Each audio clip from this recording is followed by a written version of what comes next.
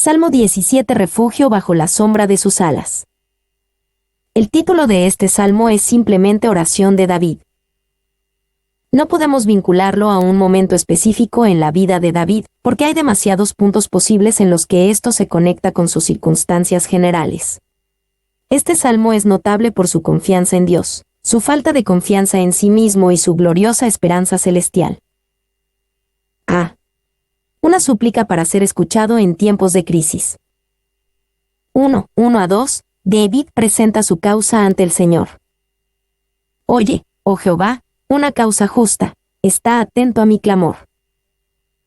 Escucha mi oración hecha de labios sin engaño, de tu presencia proceda mi vindicación.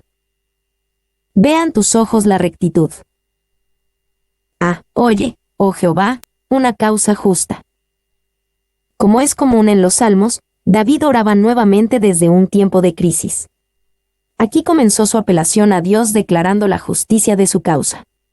Creía que Dios tenía todas las razones para oír su clamor porque su causa era justa. Y es muy posible que alguien piense que su causa es justa cuando no lo es, o que ambas partes en una lucha estén absolutamente convencidas de que su propia causa es justa. No podemos aplicar automáticamente estas palabras de David a nosotros mismos y juzgar inmediatamente nuestra causa como justa. 2. Sin embargo, podemos mirar nuestra causa de la manera más imparcial y desapasionada posible, mirándola desde la perspectiva de los demás lo mejor que podamos, y estar más preocupados por lo que es verdaderamente justo que simplemente por lo que nos favorece. 3. Un clamor es nuestra primera emisión, y en muchos sentidos, el más natural de los sonidos humanos. Si nuestra oración fuera, como el llanto del niño, más natural que inteligente y más ferviente que elegante, no será menos elocuente con Dios. Hay un gran poder en el llanto de un niño para prevalecer en el corazón de un padre. Spurgeon. Escucha mi oración hecha de labios sin engaño. Aun cuando David estaba convencido con respecto a la justicia de su causa, también tuvo cuidado de hablar honestamente acerca de su problema. La idea es que David no ha engañado para merecer su problema actual y que no estaba ocultando hechos que socavarían su causa.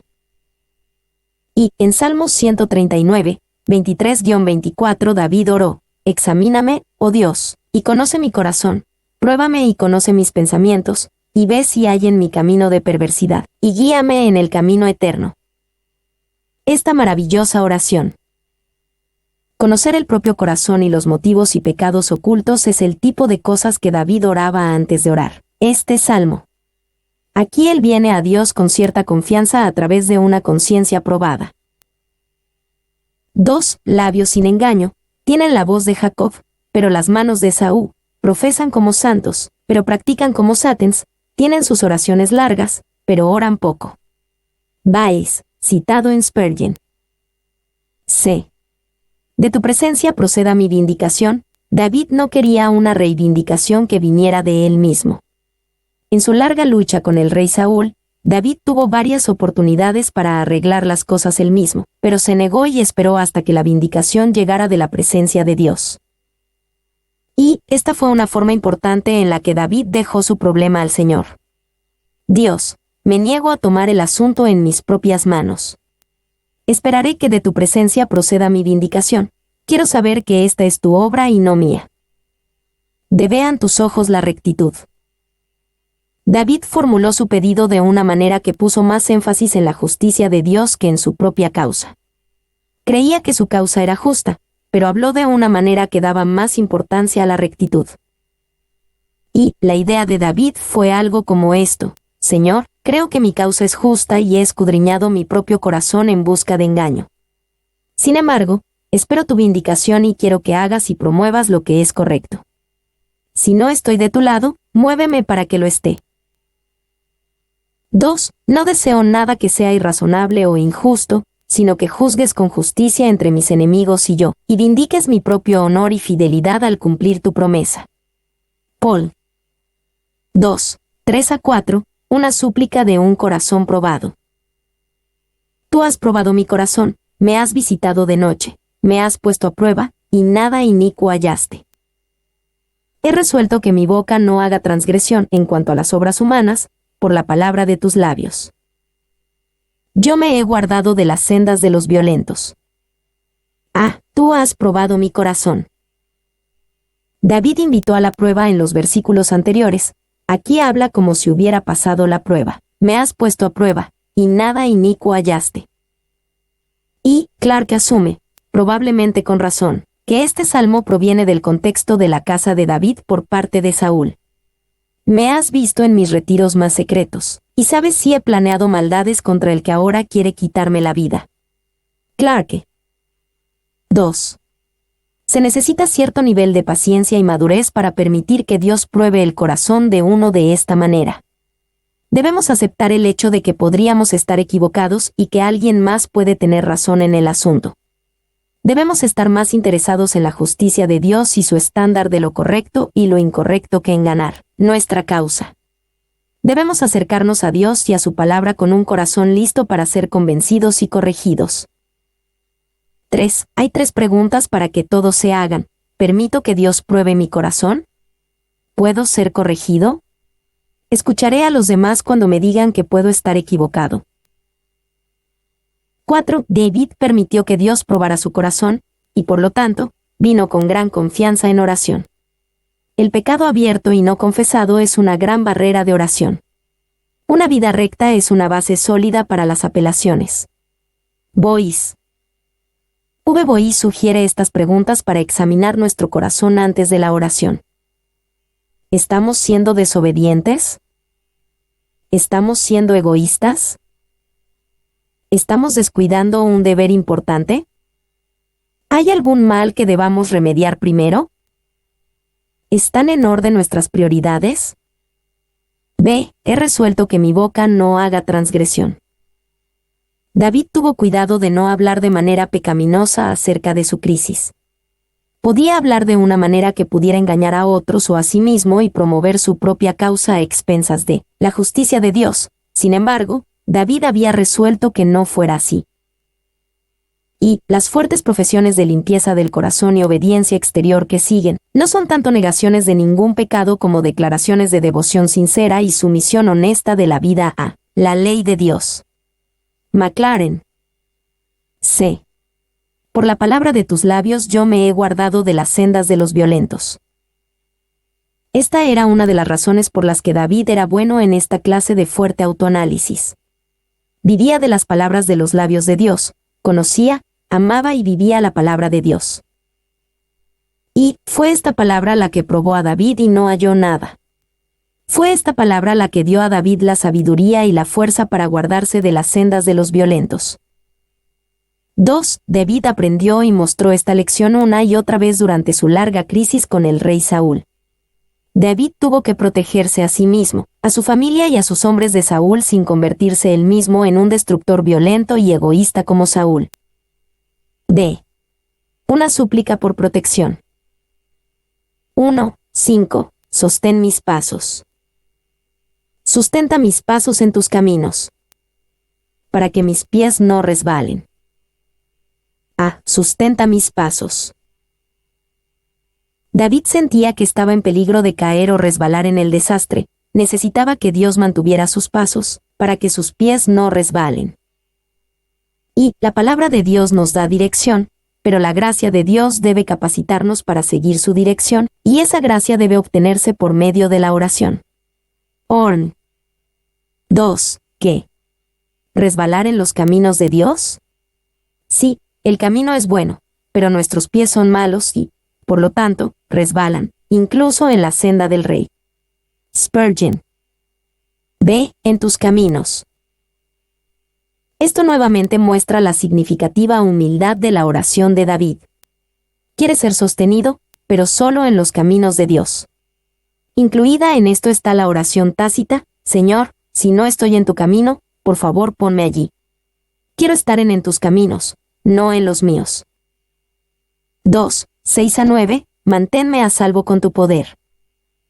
Yo te he invocado, por cuanto tú me oirás, oh Dios. Inclina a mí tu oído, escucha mi palabra, muestra tus maravillosas misericordias, tú que salvas a los que se refugian a tu diestra. De los que se levantan contra ellos, guárdame como a la niña de tus ojos, escóndeme bajo la sombra de tus alas, de la vista de los malos que me oprimen, de mis enemigos que buscan mi vida. Yo te he invocado, por cuanto tú me oirás. La tranquila confianza de Jever en medio de su crisis es alentadora. Aunque sus problemas aún no habían desaparecido, todavía confiaba en que Dios lo oiría cuando lo invocara. Y Boyce explicó cómo este salmo es un gran modelo de oración. Modela la oración por la forma en que el salmista usa argumentos para apelar a Dios. No se limita a pedir lo que quiere o necesita. Él argumenta su caso, explicando a Dios lo que Dios debería responder.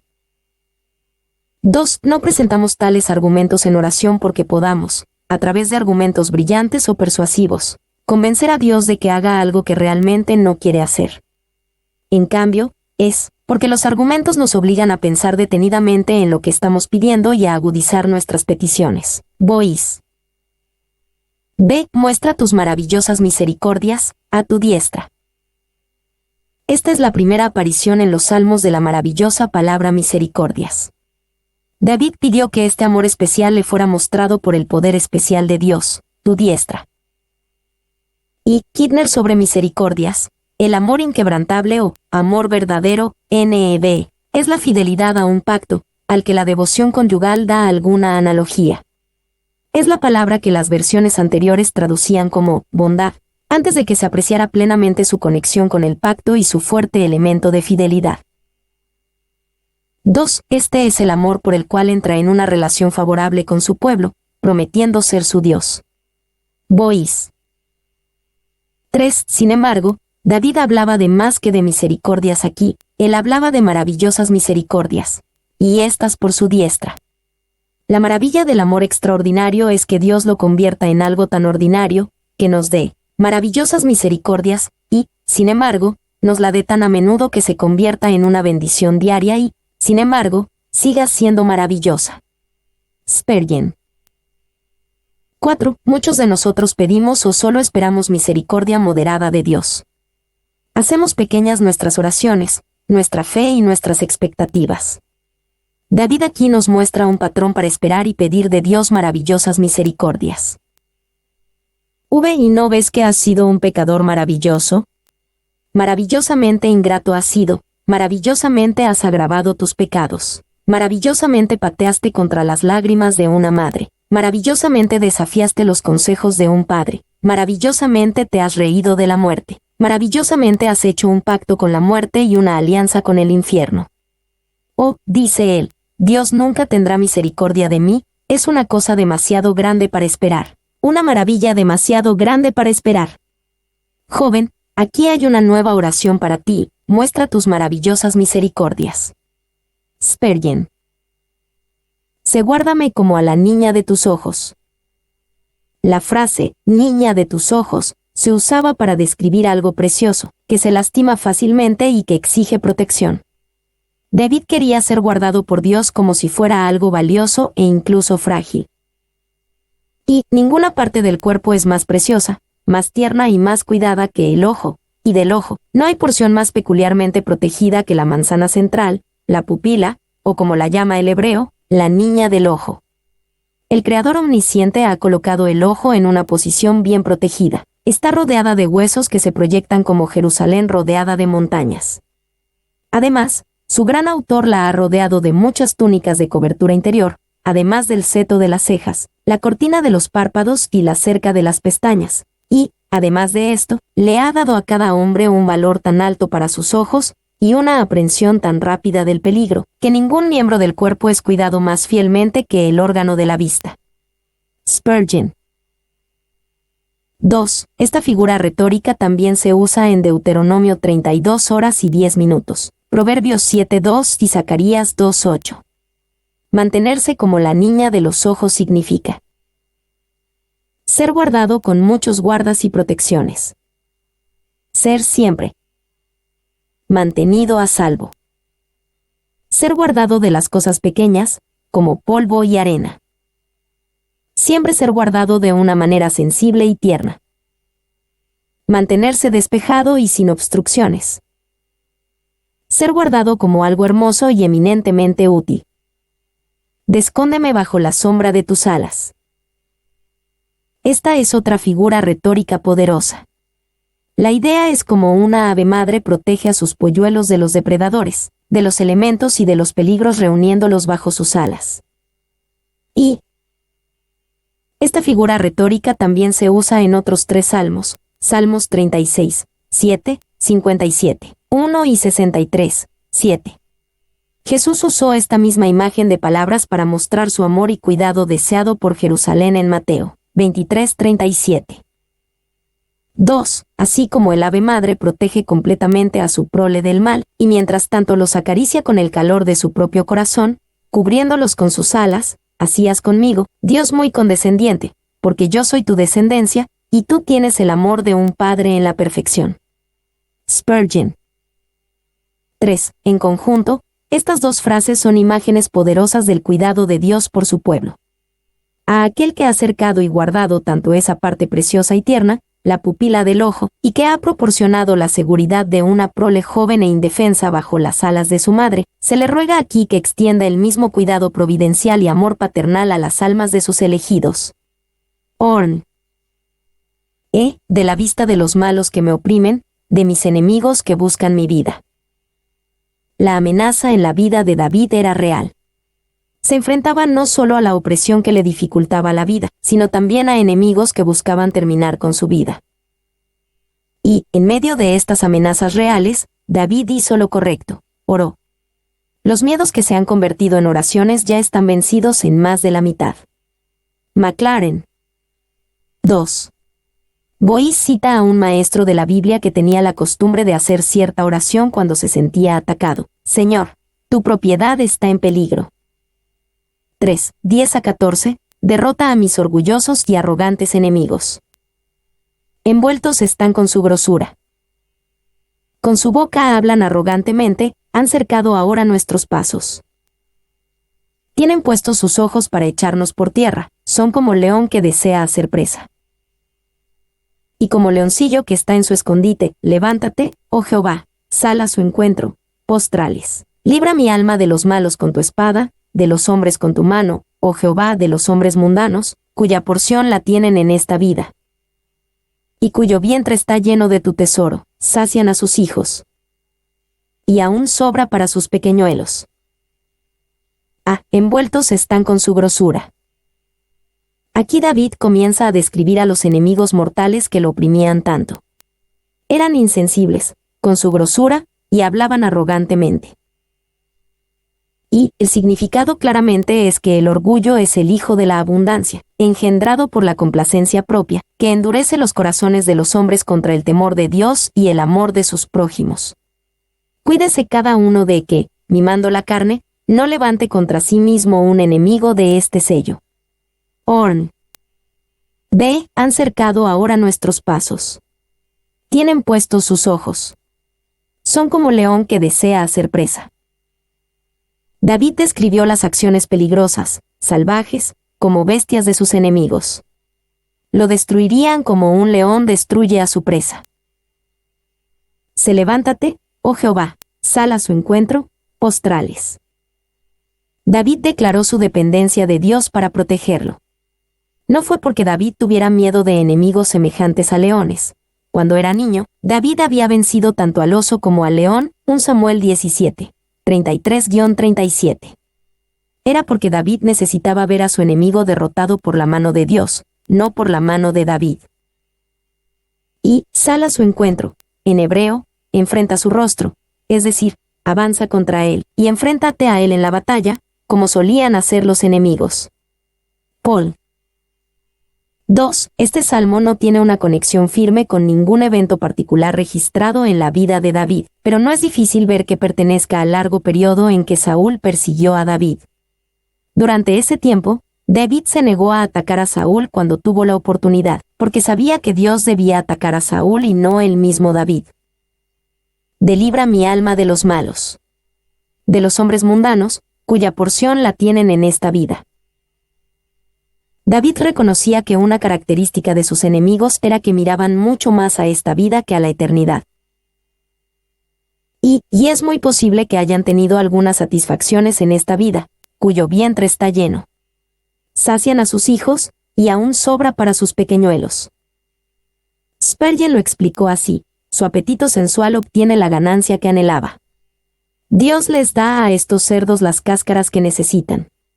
Un hombre generoso no niega a los perros sus huesos, y nuestro Dios generoso da incluso a sus enemigos lo suficiente para colmarlos, si no fueran tan irracionales como para no estar nunca satisfechos. 4.15. La firme confianza de la oración. En cuanto a mí, veré tu rostro en justicia. Estaré satisfecho cuando despierte a tu semejanza. En cuanto a mí. David se puso aquí en contraste con sus enemigos, que miraban solo a esta vida y no a la eternidad. Y este magnífico versículo se eleva directamente desde las prósperas tierras bajas del versículo 14, donde todo estaba ligado a la tierra. Kidner. 2. No envidio su felicidad, pues mis esperanzas y felicidad son de otra naturaleza. No pongo mi porción en tesoros terrenales y temporales, como ellos lo hacen, sino en contemplar el rostro de Dios. Paul. 3. El olor del horno está sobre el presente salmo, pero hay evidencia en el último versículo de que el que lo escribió salió ileso de la llama. Spurgeon. Veré tu rostro. David confiaba no solo en la vida después de la muerte, sino en que un día vería el rostro de Dios. La idea no es meramente de contacto con Dios, sino de comunión sin obstáculos con Dios. Se veré tu rostro en justicia. La idea es que David tendría una justicia que le permitiría ver el rostro de Dios, tener esta relación sin obstáculos con Él. Y, desde la perspectiva del nuevo pacto, podemos decir que esta justicia es el don de Dios, otorgado a quienes reciben la persona y obra de Jesús por fe. Estaré satisfecho cuando despierte. David sabía que la transición de esta vida a la siguiente era como despertar. Sabía que el mundo del más allá era más real y menos onírico que el nuestro. Y tendemos a pensar en el cielo y sus realidades como un mundo de sueños incierto y nublado. En verdad, es más real que nuestro entorno actual, que, por el contrario, parecerá incierto y turbio cuando despertemos en la presencia de Dios. 2. Llegará el momento en que nos despertemos, nos pondremos en marcha y nos declararemos tontos por haber contado los sueños como realidades, mientras estábamos ajenos a las realidades eternas. Meyer. 3. Aunque el enfoque de David estaba en la eternidad, este versículo no ignora el día presente. Hay un sentido real en el que estas realidades, una comunión más cercana con Dios, su justicia en nuestra vida, una vida verdaderamente despierta, una vida cada vez más conforme a su imagen, pueden ser cada vez más nuestras en esta vida. Debemos recordar que la vida eterna comienza ahora. Cuando despierte a tu semejanza. David no tenía un conocimiento sofisticado del cielo. Se podría decir que nadie en el Antiguo Testamento realmente lo tenía. Sin embargo, sabía que cuando viera el rostro de Dios, cuando recibiera su justicia, cuando despertara en la realidad celestial, sería en la semejanza de Dios. Y David parecía anticipar lo que Pablo escribiría unos 1000 años después. Porque a los que antes conoció, también los predestinó para que fuesen hechos conformes a la imagen de su Hijo. Romanos 8:29. El destino del pueblo de Dios es ser conformado a la imagen de Dios, como se muestra perfectamente en Jesucristo, su Hijo. 2. Esto y quizás solo esto haría a David estar satisfecho. La implicación es que él no estaría satisfecho hasta que viera el rostro de Dios, disfrutando de una relación sin obstáculos con él. Recibiera la justicia de Dios. Despertara. Y viviera en la realidad del cielo. Fuera hecho a la semejanza de Dios. 3. La mente estará satisfecha con su verdad, el corazón con su amor, la voluntad con su autoridad. No necesitaremos nada más. Meyer.